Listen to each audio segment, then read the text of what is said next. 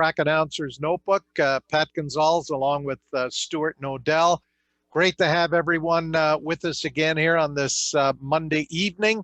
Our special guest tonight is Trevor Daley. We're going to talk superbike racing. We're going to talk Moto America and a whole bunch of other motorcycle related subjects tonight. You'll have an opportunity if you've got any questions of Trevor you want to ask him about that we don't get to regarding this year and what his plans for next year and how things are going with COVID-19 with his business of building motorcycles and custom bikes and doing other work in the motorcycling world. But before we get to Trevor, we're going to have a look at what happened this past weekend with our Nodell's Notes. Stuart Nodell. Thanks, Pat. Thanks, everybody, for joining us again. We, again, encourage you to drop us a line in the Q&A if you have any questions or thoughts or opinions. And it looks like this past weekend, Pat, that Suzuki finally did come good and win the World Championship. Joan Mir finished 7th place over the weekend, and he clinched the title with 1 round left to go. It was a pretty impressive season for him, but overall, the race itself was an awesome race. I think, the top 17 guys were lapping within half a second of each other. So it's gotten extremely competitive.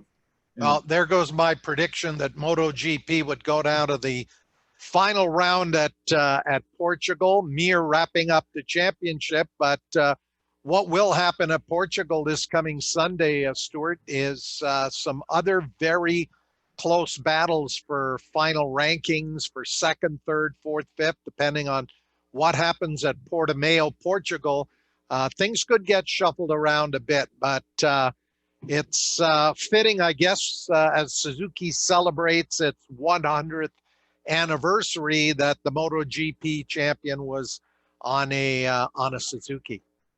Yeah, that's right, Pat. It's been a long time for Suzuki, 20 years since Kenny Roberts Jr. won it, and back in 2000. But also what's still at stake is both the team championship and the manufacturer's title. So I think Suzuki's going to try and hopefully have Alex Rins have a really strong weekend because he could wrap up 2nd overall. And then obviously Suzuki would benefit from both the team perspective and the manufacturers. And if they had a 1-2, that would be pretty impressive. And we know that's the first time since 1982 that would have happened. So there's still a lot at stake. Franco Morbidelli looks awesome on the Yamaha. He was really strong all weekend, and it was a dominating performance. But Jack Miller did try to make it, a 10th winner, which would have also set a record for the Premier class. But him and Morbidelli went back and forth about 2 or 3 times in the last lap, and Morbidelli did get the better of him and take the win. But it should be an exciting weekend coming up in Portugal for sure. Well, it was certainly disappointing at that opening round where Marc Marquez really hurt himself and put himself out of the series, but it certainly has created a situation where the series has probably been the most competitive in decades with those 9 different winners so far, but Mir wrapping up the championship. Yeah, that's true. And also the satellite teams are just as competitive. We've had KTM's won a bunch of races. Paul Espargaro finished on the podium again. Brad Binder was 5th. There's a lot of young talent coming up, and it's kind of a changing of the guard. And hence, that's why this next visual we've got of our guy, Yuji, I think, is in the background there with Cal Crutchlow. But we know Yuji works in that team, and he's been a guest on the show, and many of us here on the call know Yuji. So, but Cal Crutchlow is going to go and be a test rider for Yamaha, and he's going to give up the full-time riding duties. And Yuji Kikuchi has been working with him now for several years. We're going to try to get Yuji on the show in the next 2 or 3 weeks to give his insights into what it's been like in 2020 as a technician with the Honda team and doing the travel and what's it been like dealing with all of the COVID-19 protocols. But Cal Crutchlow, 35, that's pretty old to be racing against some of these kids that are just unbelievably fast, as we saw this year with Mir taking the championship. Yeah, for sure. And then we've got Trevor on tonight. That's all I've got for the visual aids. other than we have a bit of montage of Pat Barnes, but we can get to that at the end of the night if we have time. Okay. All right. Yeah, we'll try to briefly touch on Pat Barnes' escapade with the Supersonic Road Racing School. Trevor, welcome to Track Announcer's Notebook. It's been a very eventful season for you. I was just looking at the stats. That Suzuki of yours, speaking of Suzuki, the bike finished on the podium at both the races at Calabogie and at Canadian Tire Motorsport Park, a second and a third. And if you add the points that you and Kenny Reedman had, you would have finished runner-up to Jordan Zoke. How disappointing was it after running so well at Calabogie and being in a position to win the championship that due to the COVID-19 quarantining issues, you had to turn the bike over to Kenny Reedman? Take us through how that all came about. Yeah, well, it was, obviously really disappointing because, as short as our season was, there's a lot of work that goes into it. For me personally, preparing the bikes, a lot of work after last year. 2019 was a great first year back on the Suzuki and had some great success with a bunch of podiums. But, it was also a learning year and development year, first year back on the bike. And I was really excited to take everything, I learned and a little bit of, upgrades over the off season and whatnot, and really get to, put them to good use. And, Calabogie was a good, good double race.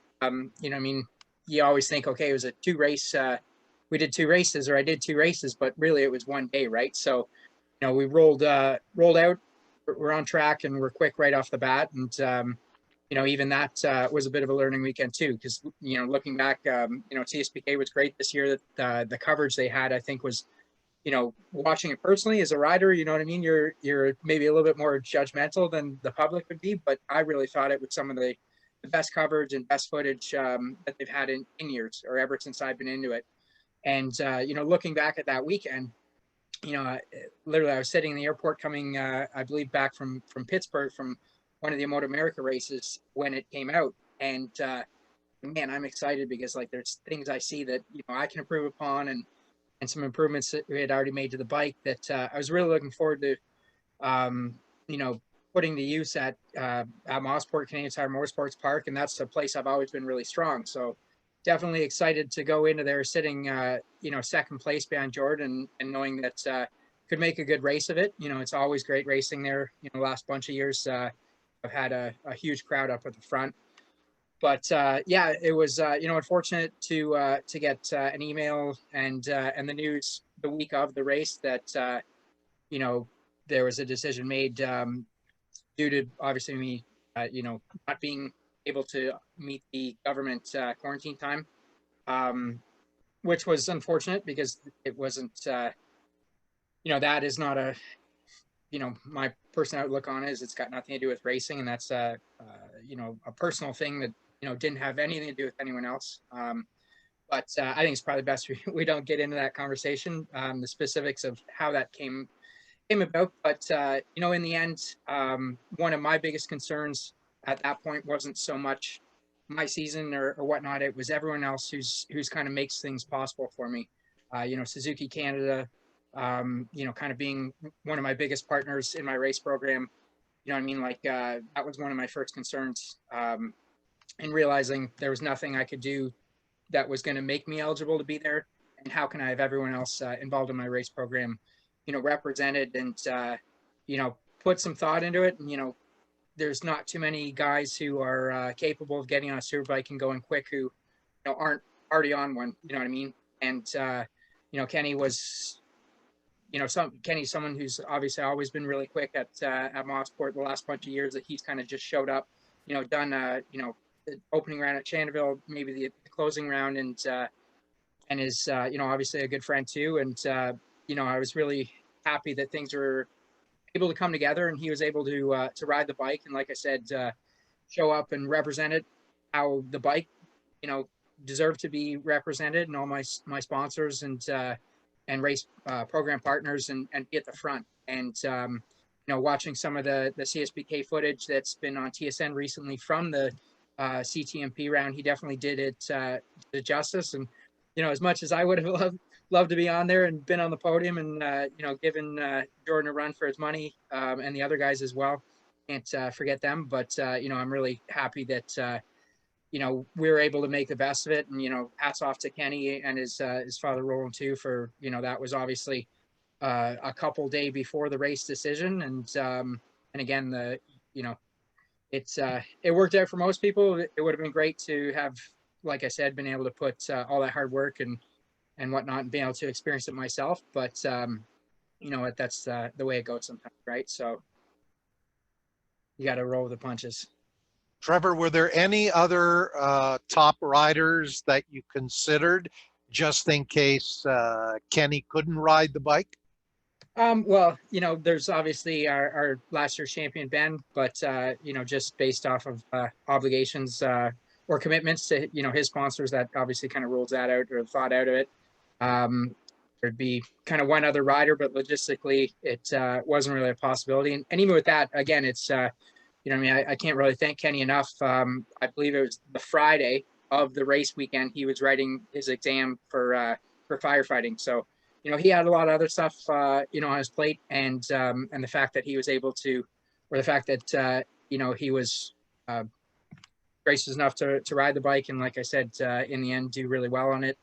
You know what I mean? It was definitely the right choice. And again, it would have been disappointing if, it was disappointing enough for myself personally, obviously, because no one knows more than I do the, investment and hard work I put into my program, physical or mechanical program itself, but the training as well, which, it's, and look back at it and be disappointed about it. But in the end, there's nothing I could have done that could have changed the outcome and the decision there. And I'm just glad that the equipment was represented, and, Kenny had a great weekend there. Well, you got lots of camera time with what Kenny did on the bike with those 2 podium finishes. What was the conversation between you and Kenny prior to the weekend in terms of the bike and maybe how you had set it up? And then what was the conversation following the 2 superbike races? Well, again, leaving Calabogie, there were some things, actually I could say entering Calabogie, there was a couple of decisions I had with the setup. And again, being that was a single day event, when we talk about a doubleheader race weekend for CSBK, typically that's a 4-day event, or we're on track for 4 days.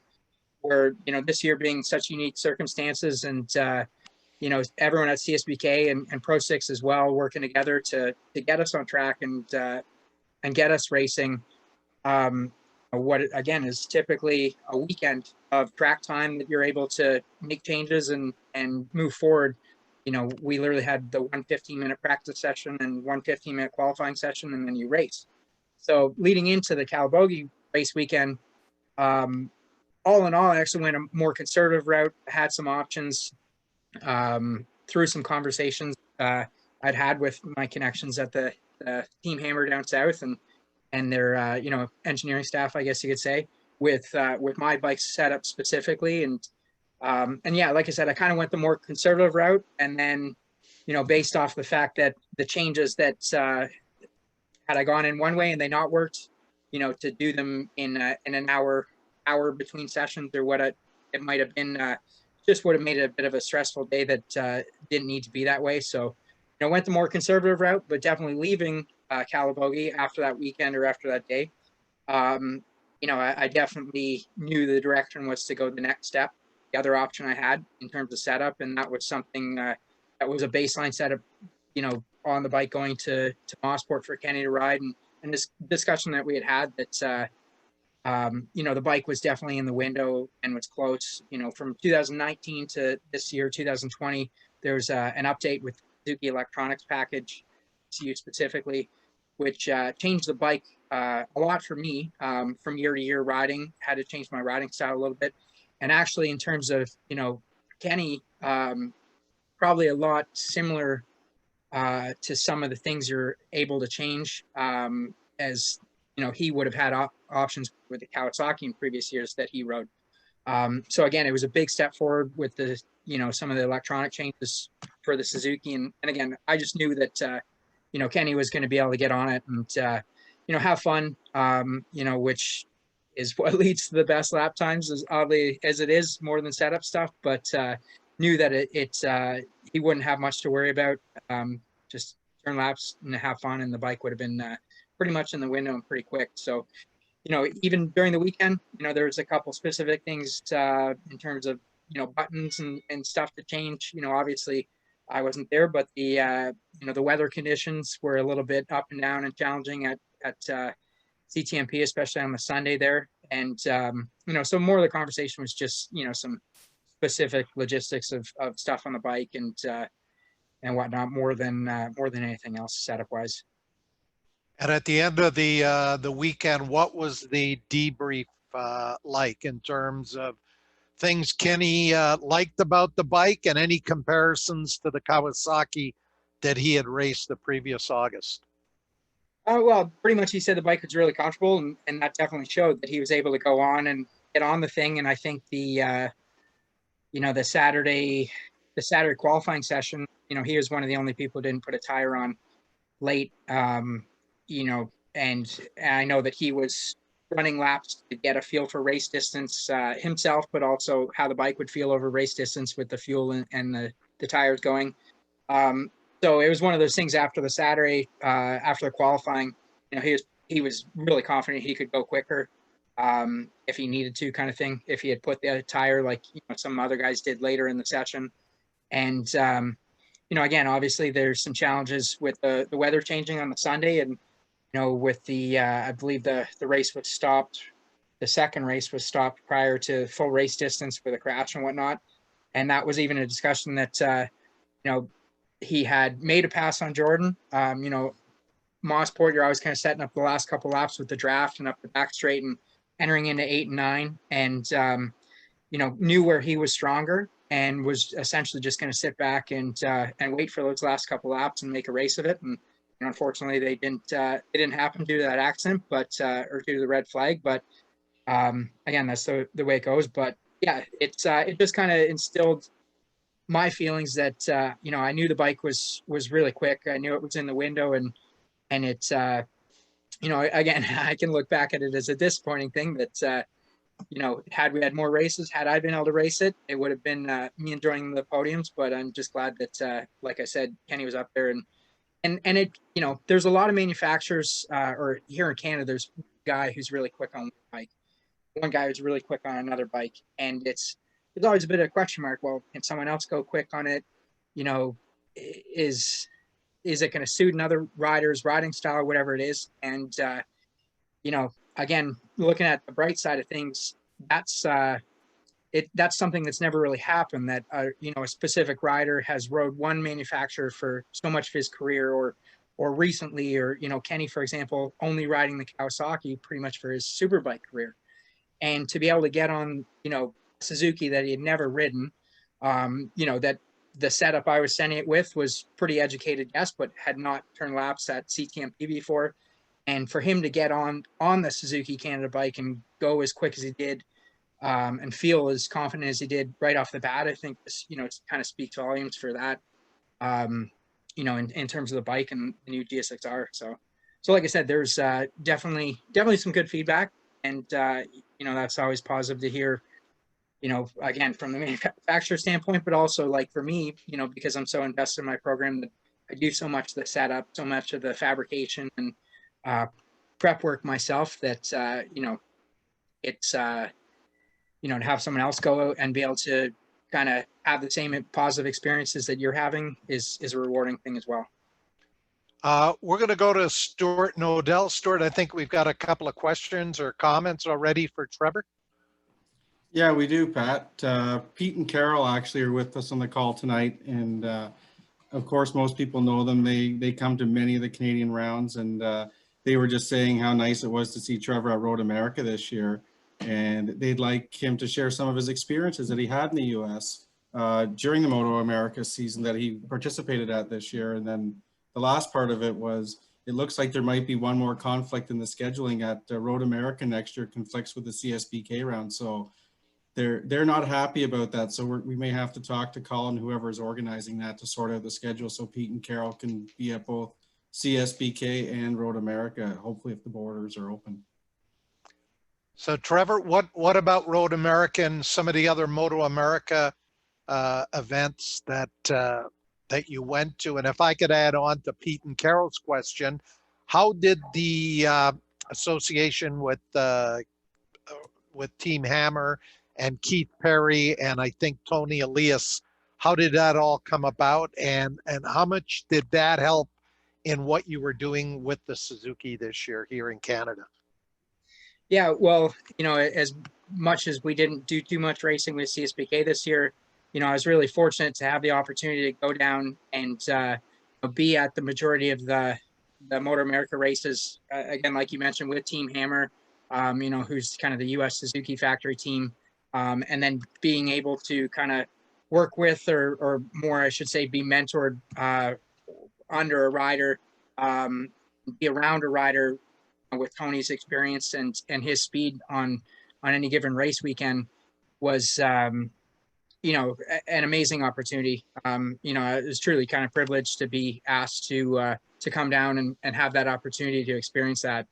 And, it's, again, like I said, when it comes to the Suzuki aspect, there's multiple things that made, the opportunity to go down there really beneficial for me personally, in that, the mechanical and engineering, kind of the depth of assets that, the guys working on those bikes have in comparison to ours. Some of them are similar, but, maybe from a financial standpoint and stuff like that, they've got a little bit wider, a little bit, some more things available. Also, the rule structure is a little bit different, which allows, things like different swing arms, different wheels, different forks. And again, like I mentioned earlier, electronics are so key, and their electronics are, a little bit, the bikes are very close to World Tour bike spec when it comes down to it. And again, being able to go down and work with Team Hammer, who had Bobby Fong and Tony Elias riding the super bikes, and again, super bikes being built to that caliber, it was an awesome opportunity to see the differences between, our bikes and their bikes, why they do certain things, and then again, just as a rider, being able to kind of be around Tony on a race weekend, kind of see how he physically and mentally prepares himself on a race day and whatnot. And also, being able to kind of listen in a little bit with his feedback when he comes off track, what he's looking for, the feel that he's kind of searching for. And again, being able to be down there and be at those race weekends with a team that's so experienced, a group of people, but also a rider with that amount of experience, from his Moto2 and world champion and ex-Moto2 world champion, multiple MotoGP wins, he's ex-Moto America champion as well. And, that was, again, we didn't have that much racing here, so I wasn't able to, I guess, really kind of put it to use or implement it into what I do on a race weekend.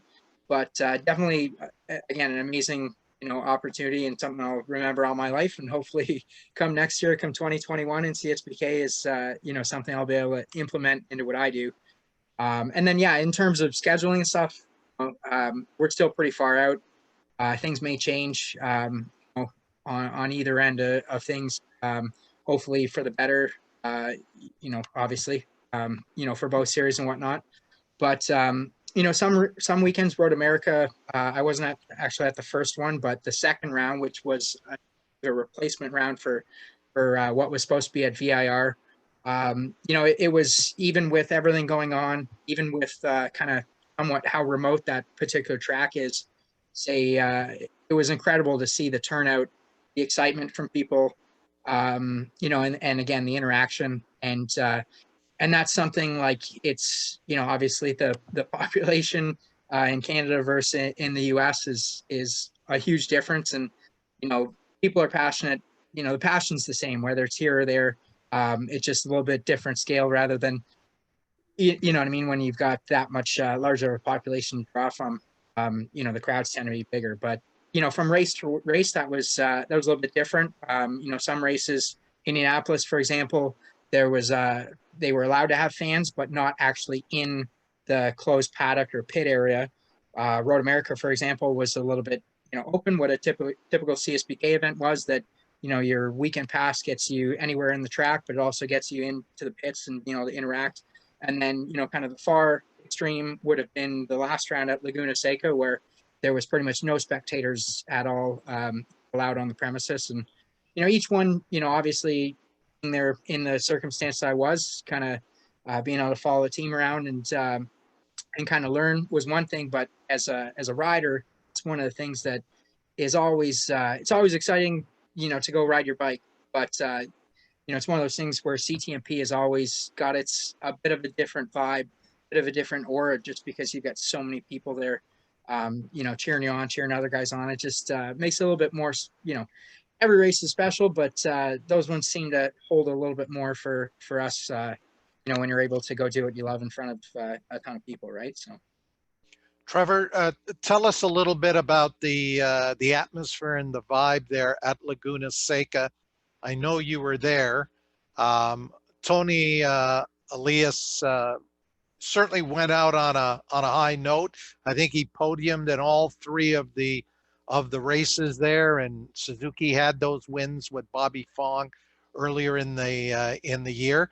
What was the general sense in the Moto America paddock in terms of what they were able to accomplish in 2020 in spite of having to deal with all of the various COVID situations that were always seemed to be different depending on what track, what state they went to?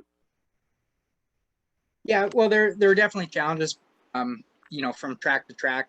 Obviously, when it comes to a team or a rider or a crew or whatnot, you have to abide by some of those challenges. But when it comes to what you do on track, I'd imagine this would be more from a crew chief's perspective or the engineer's perspective of what a session you want to accomplish, or like I said, a mix between them and the rider.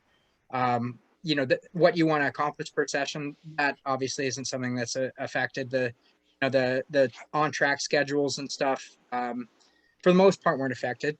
With that said, the last two rounds, Indianapolis and Laguna, were both triple race rounds to make up for other rounds that didn't take place. So, what would typically have been a Saturday race and a Sunday race were a Saturday race and two races on Sunday at both the final two rounds to essentially make up for one lost round. So they didn't the amount of racing that was done overall in the championship was the same. But like I said, so it wouldn't really affect session to session or whatnot. But yeah, going into Laguna, Tony, we had a great weekend. Had two second places and a third. We're on the podium in all three rounds, and yeah, I think we had podiums earlier in the year. Tony had pole at Indianapolis as well. And there were definitely some moments of brilliance. There were also some weekends where we just kind of struggled a little bit to get, to a pace that he had been at, at in previous years. And, and it's a learning experience as a whole. Like, I'm sure most people would think, okay, that was Tony's fifth year on the Suzuki and whatnot. But it was a learning experience for everybody, whether it's the same bike or, last year, I believe partway through the year, Dunlop, the tire actually changed.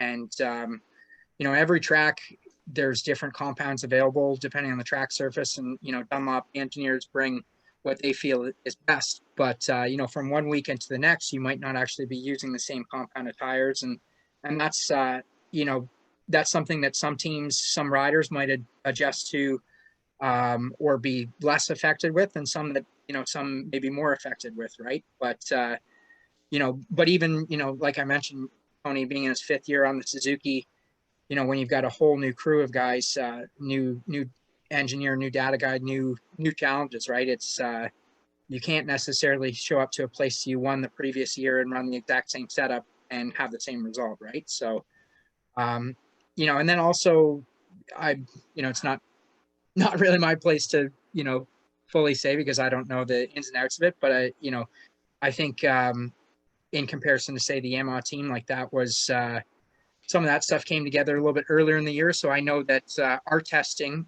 comparison to theirs was a little bit more, they're a lot less. So, they came out pretty dominant and OBA was flat out dominant through the majority of the year. And yeah, Bobby, I think, surprised a lot of people. He's been racing for a bunch of years, won the Super Sport Championship with Team Hammer at Suzuki last year, but moving up to a full-fledged factory bike was, I don't think people necessarily thought he was going to be the dude who went out and won the 3 races that Bobier didn't win.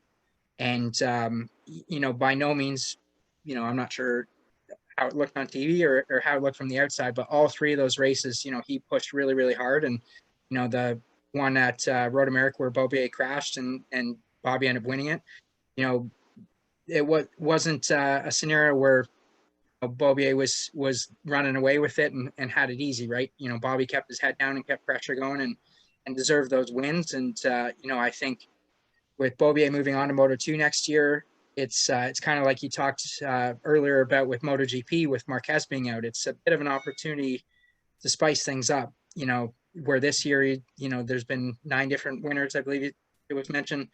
Next year might be very similar in Motor America, where you have multiple different race winners, multiple different manufacturers. And, you never want to see a guy get hurt and be out for the season or whatever the circumstances might be. But it's sometimes it's almost makes it a little bit more exciting for the sport, more exciting for the fans. And, you know what I mean? And that's, that's a good thing, right? So it's no different, looking at CSBK, how, Ben a couple of years ago started in our series, and, you've got Ben who won the championship in 2019. You got Kenny who's won races, Jordan winning races, where, Jordan has been so dominant for so many years. I think it actually definitely made things more exciting for the fans. It obviously makes things more exciting on track for us racers too, right? When it's not such a given scenario that, one guy's out in front in 5 seconds and you're racing for second place. It's means a lot more when you're in a group and you're racing for the top step, right? So like I said, it was an awesome experience. And you've, not to rattle on here, but you kind of mentioned, how did I get that opportunity? I've been fortunate for on and off for the last bunch of years to work with, an engineer named Dave Weaver from Full Spectrum Racing in Florida, and he was Tony's crew chief this year. So being that, with what the initial CSBK schedules and the initial Motor America schedules, there was very few races that conflicted.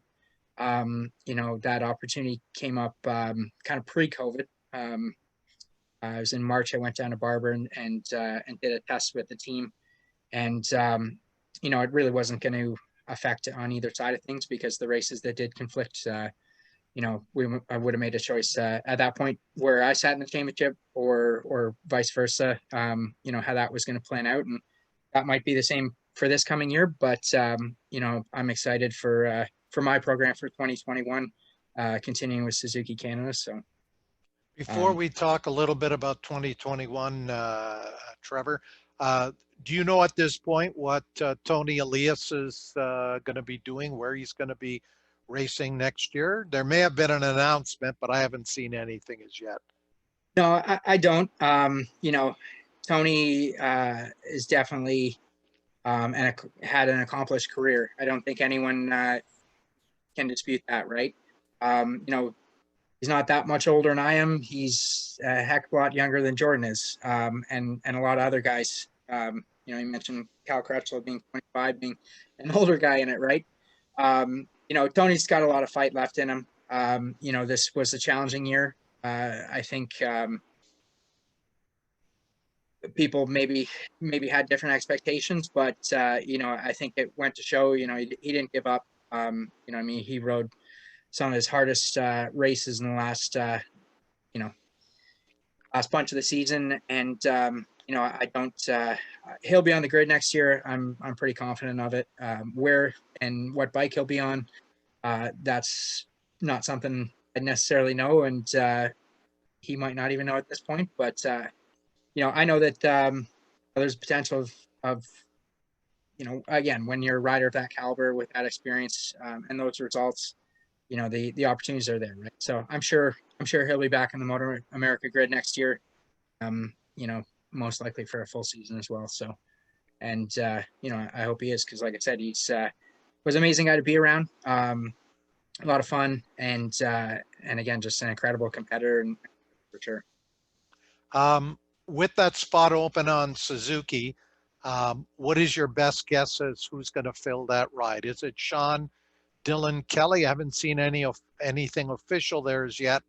That's the first part of the question. The other one is our Canadian Alex Dumas from Quebec. Unfortunately, had that crash at the Ridge, but came back and had a solid fourth in the final stock 1000 race there at Laguna Seca. What's your thoughts on those two situations? The replacement for Tony, and where Alex Dumas you think will be next year? Well, that's a good question, and would definitely be couldn't give you a straight answer. I know that there's more than those two names in the mix, but I won't. Again, it's not my place to say who those other people might be, but yeah, definitely. Sean had an awesome year. Same thing. I'd won a bunch of races last year, and actually, it was Bobby Fong. It's probably his biggest challenge, both on the same bike, the Suzuki, both with Team Hammer, and he put in some really strong finishes, strong races. He battled right down to the last turn on the last lap at Laguna there to take the win, and yeah, he definitely someone who could fill that spot. Alex as well. Alex has had a pretty quick transition. Winning the Liquid Molly Cup championship.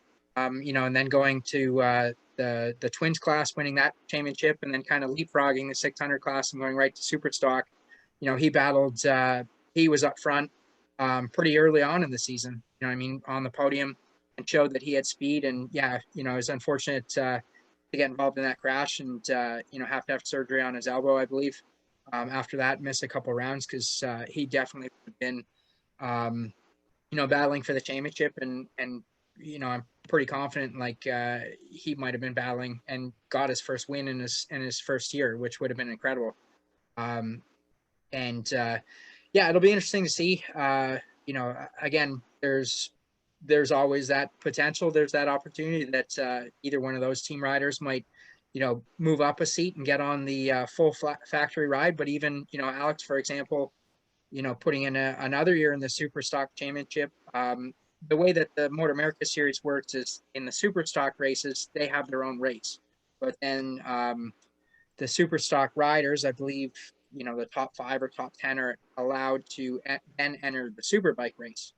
And so Alex is one who did that at many rounds. Cameron Peterson, who ended up winning the championship on a Suzuki GSXR, he did the same thing. And there were many rounds where he ran up. He, a couple rounds from the end at Barber, Tony and Cameron were actually duking it out. Obviously similar bikes, but much different spec bikes, and track to track, sometimes there's not that much of a difference, right? So, and again, Alex was part of a lot of those Superbike races and showed some great pace. And, I think, he's really young. He's got a vast career ahead of him. If he's not on that full factory bike next year, I'm sure it's somewhere in his future for sure, right? But like I said, there's a few names in the mix there, a few names outside of those particular guys as well, I'm sure.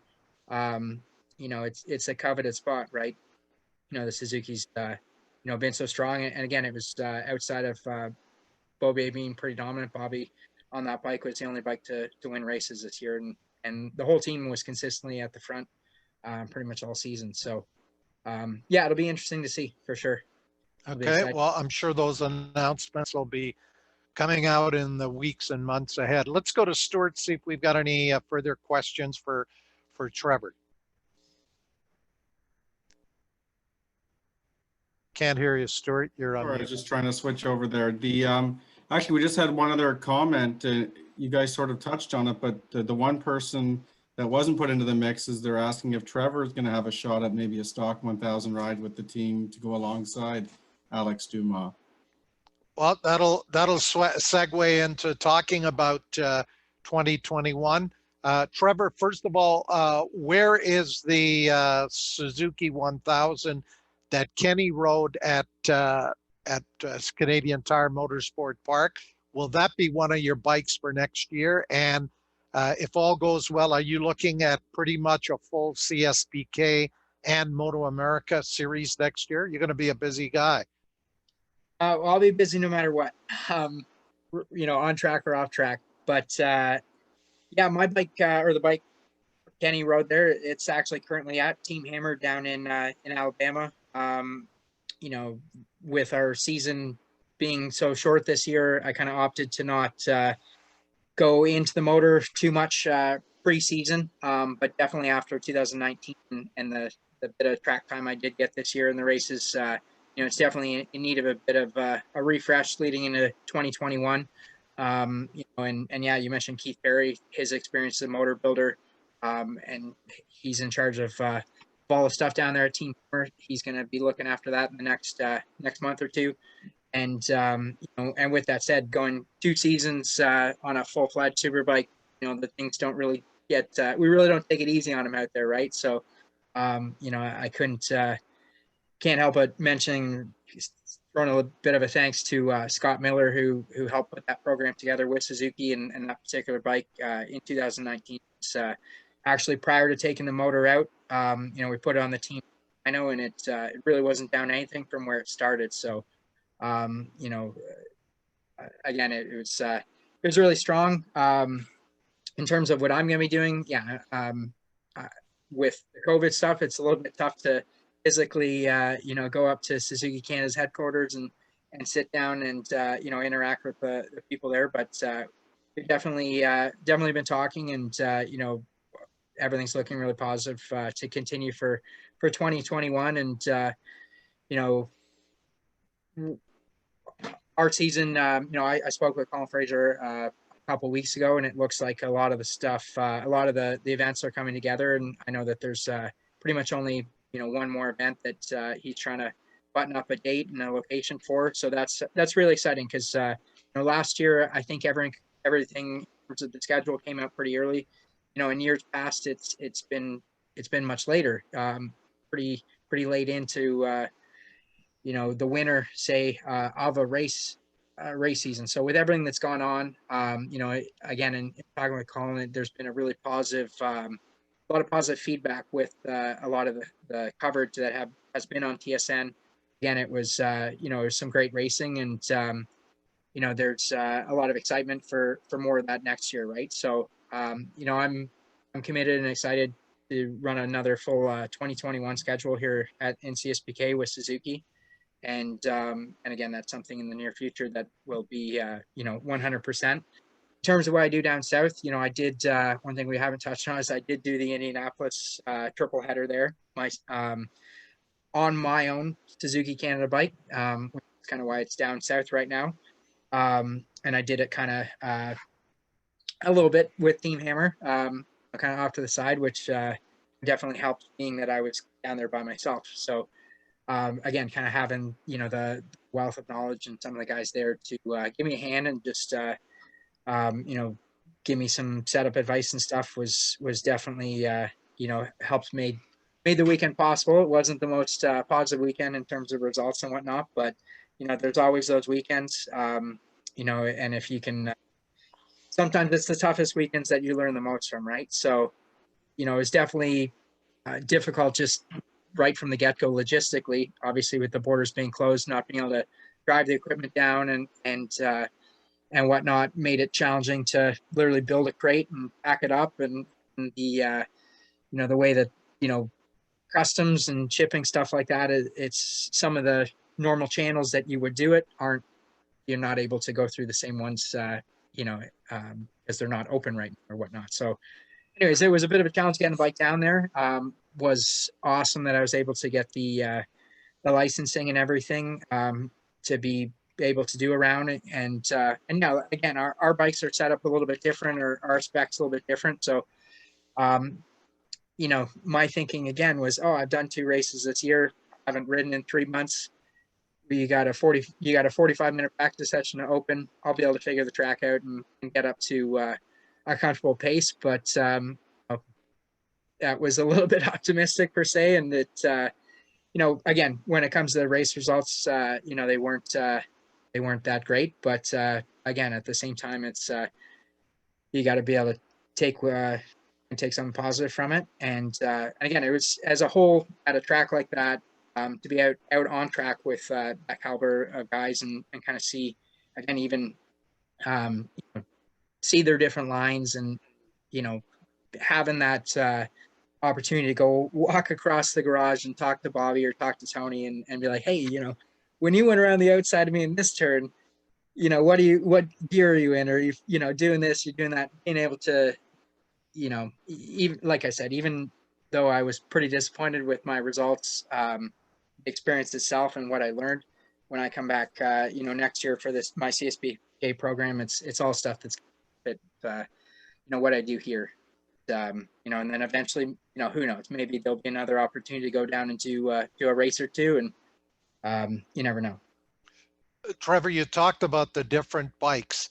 Is our CSBK super bike and the rules and the specs, is it closer to the Moto America Stock 1000, or is it closer to the Moto America full-blown super bike? Definitely the Stock 1000. Even the biggest difference is the Stock 1000 is stock motor. That's probably the biggest difference in CSBK. We've got a horsepower rule. But even with that, the mile an hour difference I had versus, say, Alex, on the same bike, it's not like, mine was that much higher kind of thing. At times it was actually lower.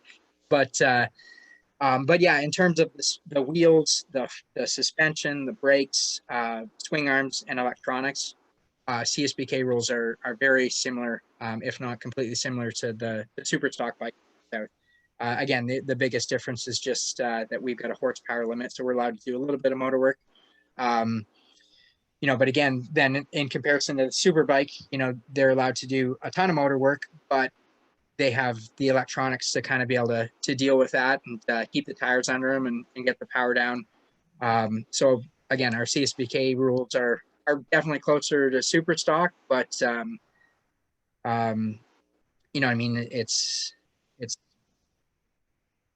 it's a pretty good middle ground for sure. Yeah. Now, over the last couple of weeks, we've heard that just about all of the motorcycle shows that you're usually pretty busy at the start of the year aren't going to happen, obviously, because of the restrictions with COVID-19. Aside from the racing program, how busy are you going to be over the winter in terms of building customer bikes and some of the custom bikes that you've been involved with for many, many years? How is that side of the business going? It's going well. I gotta say, it's been an interesting summer, as much as I've been away a bunch with the Motor America commitments.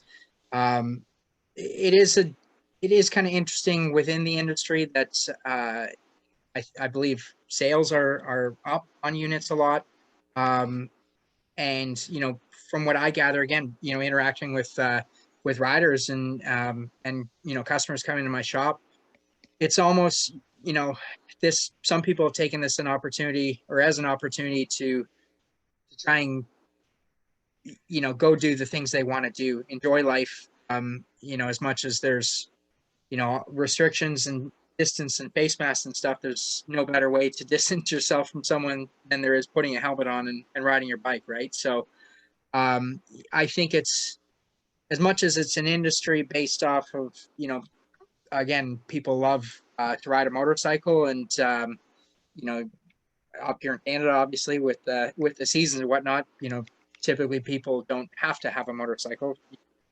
You can't. It's not like you can ride it this time of year in the winter, anyways, right? So, people are passionate about it, and it almost seems like people have tried to make the best of the situation. And like anything in life, and enjoy this time, right? And enjoy the time on their bike. When it comes to the shows, again, kind of being in multifaceted within the motorcycle industry, it's going to be disappointing to not be at, some of the manufacturer shows. Ben Young and I, actually, Thomas as came with us last year to the Montreal show. And, Ben and I've gone the last couple of years, and that's, that's definitely something, we're going to miss, because you have interaction with fans at the track, but you're kind of always, focused on what you got to be doing, at the track, where the shows are so much fun to be able to interact with fans and, fans of CSBK and whatever bike you ride, just at a little bit different, more interactive and personal level. So it's going to be kind of unfortunate that, there's not going to be the shows this year. Again, for me and I do at my shop in particular, more on the custom side of bikes and the fabrication side, whether it's the, Super Show at the International Center by the airport or Peter Dairy Spring Show. Both of those are really well attended. And again, for what I do with the custom bikes, there's, a builder's competition and, and that aspect that isn't able to take place. But at the same time, again, for me in particular, I've got a busy winter lined up. I've got a few custom bikes, a bunch of cafe racers. Actually, is something I've been focusing, or had a bunch that I've built over the last couple of years, and that's something. When people are seeing my work, it's it's an awesome experience, to interact with people and see what you can take an old bike and put a new spin on it and give it some new life, right? So that's definitely one particular part of the custom motorcycle scene that's is continuing to grow. And yeah, like I said, I've got a few awesome projects on deck for the next few months. All right, so no off season really for Trevor Daley. Stuart, I think we may have a question or comment. And again, for those who have joined us tonight on Track Announcer's Notebook, if you've got a comment or a question for Trevor, we've got a few more minutes. Stuart, what have we got there in the Q&A? I've got a couple things, Pat. First, I guess since we were talking about the custom bikes, I'd wondered to get Trevor's impression of the bagger racing that he would have witnessed at Laguna Seca and his connection to custom bikes, if there's any sort of interest from him there. Oh, for sure. That's we all actually, a bunch of us on the crew definitely walked around and had a pretty good look. Some of the big names in the industry, Vance and Hines, Performance Machine, were there, with their big rigs and had a bunch of their work on display. And then obviously the bikes that they, had entered. And yeah, just as a whole, there's a lot of excitement around that race. There's a lot of entrants and a lot of diversity between the builds. And then, yeah, when they went out for their first practice in the morning, the wall was probably just as full then as it was for the start of the Superbike race. Probably more all us crew guys going out there wanted to see what all the noise was and see how they went. But that was really cool. Again, had that been a spectator event there at Laguna, I'm sure it would have been an even bigger hit. But it was definitely a hit. And again, yeah, walking around the paddock, there was turbocharged bikes. There was a good mix between manufacturers, between, some Indians. I think there was a Victor or two there and a bunch of different Harleys, and was definitely something pretty cool. And some of those guys were moving the bikes around, backing them in real hard. And, I think that was one of the biggest things in talking to a bunch of the guys building them. Roland Sands, I was actually talking with him directly, and he was, going on about all the different things they had to do and how much work was involved in reducing the weight of the bike, and how they saw that was, probably one of the biggest things that they could do versus trying to get a bunch of horsepower out of it or whatever it might be. And it was really cool to see, like I said, see guys riding around and seeing guys like Ben Bostrom and, you had a couple of other of the current Superbike riders out there, Josh Heron being one of them. Was pretty cool to see those guys out there on those bikes and having fun. I think Josh Hammer was pulling a wheelie more than he was turning the thing, but definitely looked like he was having a blast. All the guys were having a blast out there, and it was just a cool atmosphere for sure. Yeah, that's great. And then the other question we had for Trevor was, seeing as he's a Suzuki Canada rider, is there any riders from the past that rode for Suzuki Canada that was a favorite of yours? Well, this might be a little bit biased run up. I'm really good friends with Brett McCormick. Him and I have ridden a lot of motocross stuff together. In 2019, came to a round to kind of help me out as a bit of a rider coach, actually, and we're good friends. This year I switched my number from the 116 to the number 9, and I think that's one of the last times Suzuki Canada bike won the championship. I might be wrong with this, but with Clint McBain, I believe had that number, and actually, and Brett was number 6 on the Suzuki with it upside down there. So, I wouldn't necessarily say I've got one guy in particular, but again, Brett and I are good friends. So if I had to choose one, I guess I'd have to choose him. Yeah, I wonder if Brett will be coming back. We had Jeff Williams on a couple of weeks ago talking about somebody potentially from the past racing in the series could potentially race the BMW next year, but that's the only name I could kind of think of. I don't know if there's anybody else out there, but we'll have to wait and see. We're going to start that rumor right now. Yeah. Trevor, you're talking about the King of the Baggers class that was sort of a little bit of an experiment at Laguna Seca. If you got offered a ride on one of those machines, or maybe some rich enthusiast decides to come to you to build one of those, would you consider running that class? Well, it would definitely be a lot of fun. And that's actually, again, something that we're all talking about is like, imagine that these guys, that this class raced at every event, how, cool it would be, because there'd be so many, inner rider, inner team, inner bike rivalries, right? And you definitely need someone with some deep pockets, because as much as, some of the super bikes cost a lot of money, a lot of those twin motors, they're not meant to necessarily go, rev that high for that long. And, I think that there was actually a bit of an attrition rate throughout the weekend with some of those guys for that reason. And again, I think that, yeah, I'd love to ride one. There's the flip side, which was something we're also talking about, is if it were to go bad on one of those bikes with the weight of it, you definitely wouldn't want to be in the way if, one of those are cartwheeling. But not that you would on a regular super bike, but yeah, again, they look like they were a ton of fun to ride. Again, and guys are backing them in, hanging them out, really, really giving it. And it's something you wouldn't necessarily expect when you're building these bikes to a show standard. And, unfortunately, for my background being racing and superbike riding, so much of the stuff you're doing on those bikes is aesthetically based. Where it was really cool to see on the bikes that were prepped there, for the races, they were built obviously with such a different, goal in the end, that, it was all, like I said, about weight savings, about, brakes and suspension. And obviously for a race bike, that's what you're doing it, but that's so much different than what those bikes are typically built for. So it's definitely really cool to see. Trevor, you mentioned Keith Perry and Team Hammer doing some work on your Suzuki. Any plans to go to the U.S. over the winter for some testing or track days down there? Yeah, we'll see. Again, that's, it's a challenge. Last year, Ben Young and I think took off in February, and we went down to Jennings for a couple of days, and it was a great trip. It was a lot of fun to just, go ride with a buddy and not have any pressure, but at the same time, turn some laps and shake some stuff down.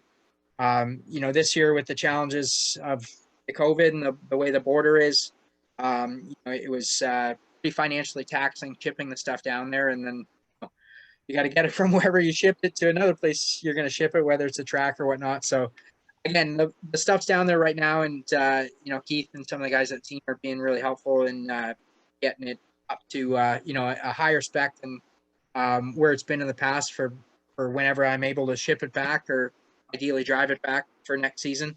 And that's one of those things, as we progress in the next year, maybe there's the opportunity that if I'm down there with whoever the new rider on the tour bike might be for a test, maybe I can throw a leg over my bike, as well. And you never know. I'm not going to rule that possibility out, but that would definitely be great, because again, the couple of days Ben and I got last year, obviously it was a ways between when we were able to do that and when we got on track up here, but any track time preseason is definitely beneficial to the entire season. And again, just being able to break your winter up a little bit and throw a leg over a bike and go turn some laps. There's no better way to have fun. So we'll see. It might happen. Fingers crossed. But that'll play out in the next couple months for sure. Okay, Trevor, great having you on the show. Before we wrap it up, Stuart Nodell, final thoughts, and do we have any final questions or comments there for Trevor? No, we're all good for questions, Pat. I guess I just want to thank Trevor for joining us and sharing some insight into the Moto America season that he was participating in, because this year they did a lot of exposure. We were able to watch it on various social media platforms, and I guess my thought is why aren't we should be able to do that here? I mean, there's obviously a lot of people that follow the sport, like Trevor said, and they're passionate, even in the Canadian series. So we need to get more exposure and promote the sport more within. Yeah, indeed. So our thanks again, Trevor. All the best. I know you're going to be busy over the winter, building all those customer motorcycles, and we look forward to seeing you at the racetrack in 2021. Yeah, for sure. Thanks. So that's going to wrap it up for this edition of Track Announcer's Notebook. For my co-host and producer, Stuart Nodell, for our special guest, Trevor Daley. This is Pat Gonzalez saying so long for now. Have a great week. We'll see you back here next Monday night for another edition of Track Announcer's Notebook.